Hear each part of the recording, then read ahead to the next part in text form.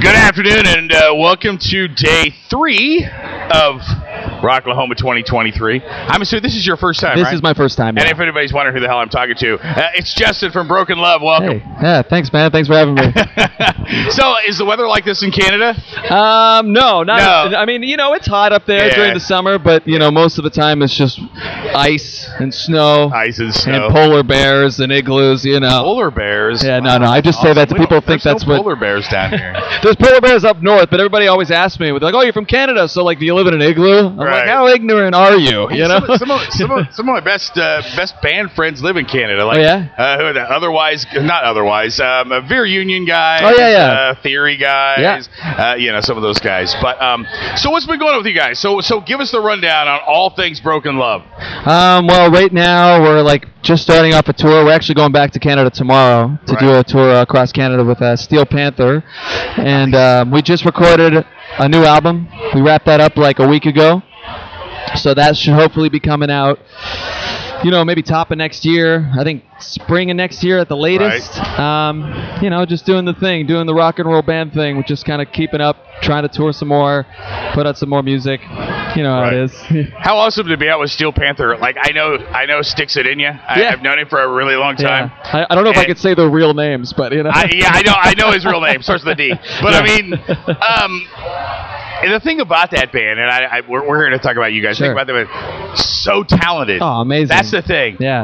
They kind of gets lost in the shtick a little bit, but Yeah. so talented. But amazing. What a great band to be out on tour with. For though. sure. I mean, we just did the U.S. with them, and that was great. Right. And then this is like the second leg in Canada. We just had like 3 weeks off, which is when actually I went and did the new record, and now I'm coming. We did this, and now going back to finish Canada with them. But yeah, great band. Awesome. So what's the latest single? What are you guys out shooting right now? Right now, we're not working anything. I Okay. guess our last album came out. It must have been a year ago now. Okay. But we are putting out a single in the next 2 weeks, I want to say. Okay. There's a cover song that's going to be dropping. Beautiful. Stoke the algorithm, do the things you got to do. Right. But original music will probably be coming out, my guess, like sometime around Christmas. Okay. Is my guess. Well, I just wanted to make sure I wasn't a complete idiot. I mean, I was doing a little research, and I'm like, okay, single, what's single? I don't see a single. Why is there no single? And so, anyway, yeah. We took a big break after, I guess at the top of this year. Okay. We were just going so hard for I want to say 2 years straight. We pretty much didn't get off the road, and we had a couple months off, and I took the opportunity to write some new songs and just kind of get the next batch together. And now we've kind of been going since, June, early June. So. Well, the whole releasing process is so different now. Oh, yeah. From what it was. I mean, it's more of like a slow process. You release a song, and albums are sort of essential, but it's not as much of a thing. I mean, it's tough. I feel like rock and roll is still an album-oriented kind of genre, but in the new day and age, all the young people on Spotify, they just want their singles. Yeah, I mean, it's a different thing now. Yeah. I mean, I'm an old dude, but I'm always still looking for new music. But nobody's really buying. They're still buying like albums themselves, but as far as like CD sales and things like that, and in some circles, even cassettes of all things have made a minor comeback. We do vinyls a lot. Yeah, vinyls are doing really well. We only really sell them at the shows. Right. Like that's where we do most of the CD and vinyl sales. Right. Pretty much these days. I mean, honestly, too, for a band that's at our, at our level, we're not absolutely huge yet, and. I don't even think we blast the albums out to buy in a lot of places. Like, you can't really go and find them in many places because I think everybody knows that, you're kind of just throwing money at the wind, putting them out in stores and just letting them sit on the shelves. Right. We just bring them out on the road, Well, I mean, that's the best way to do it. Be honest with you, there's not very many places you can even go buy as far as, record stores. And, at one point, one of the biggest places that Walmart was Yeah. And I don't even think they rank up there anymore where you could go buy, product anymore. What's weird is that in Europe they still have HMV. Do they have HMV here? Because I'm from Canada, I don't know. But HMV was our thing growing up. Really? And then they went out of business when I was probably 12 or 13. I remember the last album I bought on CD was, believe it or not, was Coldplay. Right. Milo Xyloto. And Yeah, then shortly after, when I went to start high school, gone. Yeah. But in Europe, it's huge. Yeah. It's like a massive thing over there. You know, I think Europeans are much different than Americans, too. I mean, and I don't know how it is in Canada. I don't know how it is, but I know it's kind of a mix certainly in America, the two, I would say. It's totally different. You know, they're totally abandoned. I forget who I was talking. I think I was talking with POD yesterday. Yeah. And we were talking about, you know, the attachment that we have here is different now to music and musicians and your bands. It's different now. I don't know whether I don't want to say it's good or bad, but it used to be, you know, hey, you know, this band is the band, and you bought everything, and you looked for it. But yeah, I mean, Spotify, everything's quick. Everything's quick. When you're releasing here today, songs, gone tomorrow. You know, it's the ADHD world. Yeah. So they want it now, and so anyway, to go back, albums are kind of a necessity, especially when you're out on the road, because there's one more product to sell. Yeah. You know, and all that. But yeah, it's not. Well, you know, I still try to make the best collection of songs possible, and like, you know, a lot of artists are still trying to put together albums as like a story almost. You know, I want it to thematically make sense and kind of have its own vibe, and you know, sonically and aesthetically, I definitely still believe in the album. You know, I love listening to records, but like, you know, I have 4 siblings, and I'm the oldest, and I've gotten to see.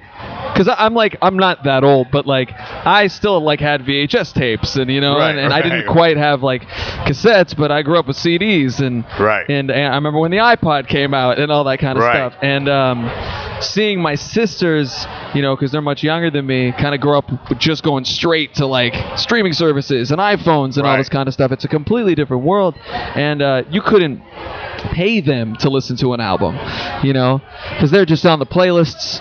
They, you know, sometimes they'll love a song, but they don't really get into the artist per se. They just like the song. It's like one song. You know? There's not, But I feel like in rock, you know, and we kind of find a song, and then we start listening to the band, and we go, what's this band all about? Where are they from? You know, how long have they been around? And you start really, you know, devoting yourself to it. It's where having a YouTube channel is really important. Yeah. I mean, it's really one of the streaming kind of areas where it's still remained a very viable aspect. Well, it's still not creating a lot of money for the artist, but it is certainly creating an avenue where they can find out more about the artist and what they have and where it's at. Again, still not creating a lot of money for the artist. True, but it is everything right now. I feel like it's very much about being personable, and like, you know, and you know, people want to see what you're up to on Instagram, and you know, when you're tweeting, they want to know if you're just like a real person. I feel, you know, I think gone are the days of like the mega rock star mysterious man. And it's a shame. You know, I wish we had a little bit of that. Yeah, I do. I think what happened, you know, over the years, you know, guys were going to the merch booth because I don't know how that happened. I don't know when the transition,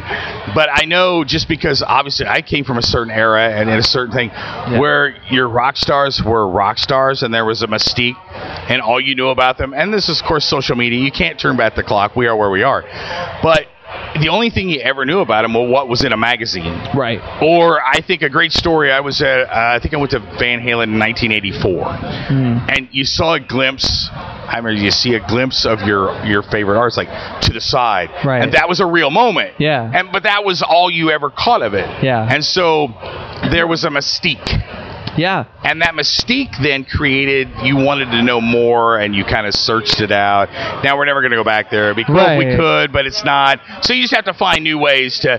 But I also don't think an artist should show everything about themselves, and there's you can't reel that back in. You know? I think there's a fine line you have to walk. Right. You don't need to show everything you have for dinner. You don't need to, and all that kind of stuff. And I don't really, like, I love the mysticism behind all of our favorite rock bands, and, like, you know, all the rock gods. Like, you know, my uncle was a musician, and he told me growing up, you know, they never knew what, like, band, they didn't even know what Pink Floyd looked like. Right. You know, they just saw the album covers, and when they came and saw them, you know, whenever they came to Toronto to play a show, that's when you got to see what they actually looked like. And there's something so magical about that, because it makes you think, it makes you really, like, stew, and if you really care, you start, like, almost, you know, well, you're like, seeking them out now. Yeah, it's a they become different gods. thing. I don't think there's like gods anymore, you know, because of that. And I feel like social media is partly to blame for that. Yeah, and if anybody's just listening in, and it's Justin from Broken Love, and in the if you move further, think about Maynard.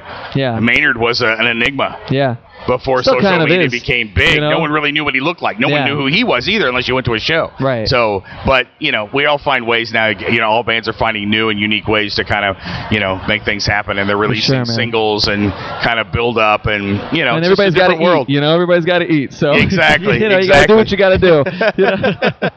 Well, brother man, it's been an honor. I'm glad you came by. Thanks, man. Be sure and check out, what's the socials? Just Broken Love or Broken Love Music at Broken Love Music, all across any platform. We're on there, you know. Awesome. So find us, follow us. We will. We'll do it. You know? Hang around. We'll get some photos. We'll get some stuff. And back to it. It is Rocklahoma 2023. Final day. We're hoping it's not as hot. It's pretty brutal out here. It's going to be. Anyway, it is what it is. Back to it. Rock Rage Radio.